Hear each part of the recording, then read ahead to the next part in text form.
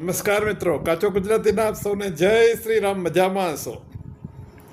આ દિલ્હીના જીમખાનામાં રાત્રે રાત મોદી સાહેબે શું પ્રતિબંધો મૂકી દીધા? શું આખું જીમખાના તોડી પાડવાનું છે? શું એ જીમખાનામાં જીમ સિવાયની જ બધી એક્ટિવિટી થતી હતી? શું એ જીમખાનાની અંદર એન્ટી નેશનલ એક્ટિવિટી થતી હતી?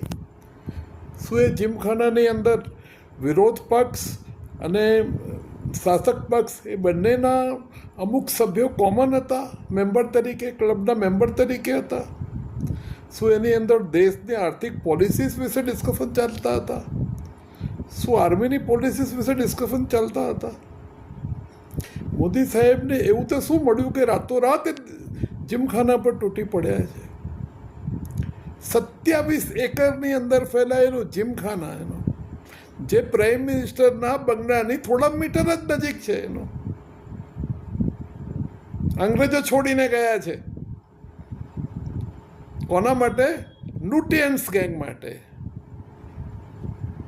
કોંગ્રેસ અને એના ચમચાઓ બધા બિઝનેસમેન્સ, ટ્રેડિશનલ જે બિઝનેસમેન ગણાતા હતા, હોટેલ ગ્રુપ્સના, રિયલ એસ્ટેટ ગ્રુપના, એ બધા બિઝનેસમેન્સ, આર્મીના અમુક સિનિયર ઓફિસરો, વકીલો, કપિલ સિબ્બલ તો એનો પ્રેસિડેન્ટ હશે કદાચ, એનો મનુ સિંઘવી વગેરે એનો,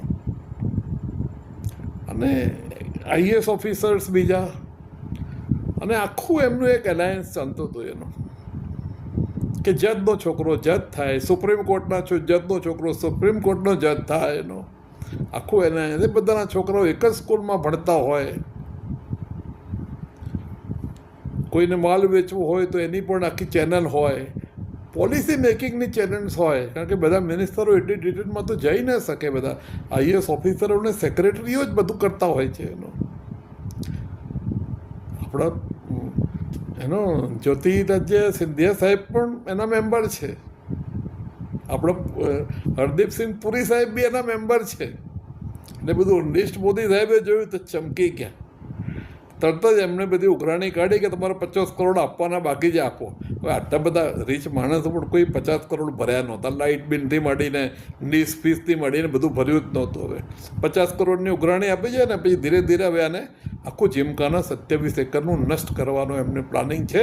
એકચ્યુઅલી આ એન્ટી નેશનલ એક્ટિવિટીનો અડ્ડો છે. નોટ ઓનલી ધેટ, આખું એક ગેંગ ટાઈપનું હતું કે અમે લોકો જેનો સમૃદ્ધ થઈએ, અમારું જનરેશન જ સમૃદ્ધ થાય, અમારો વારસો એ જ સંભાળે, દેશનો બધો કંટ્રોલ અમારા હાથમાં રહે, ભલે રાજ એમનું હોય, સિસ્ટમ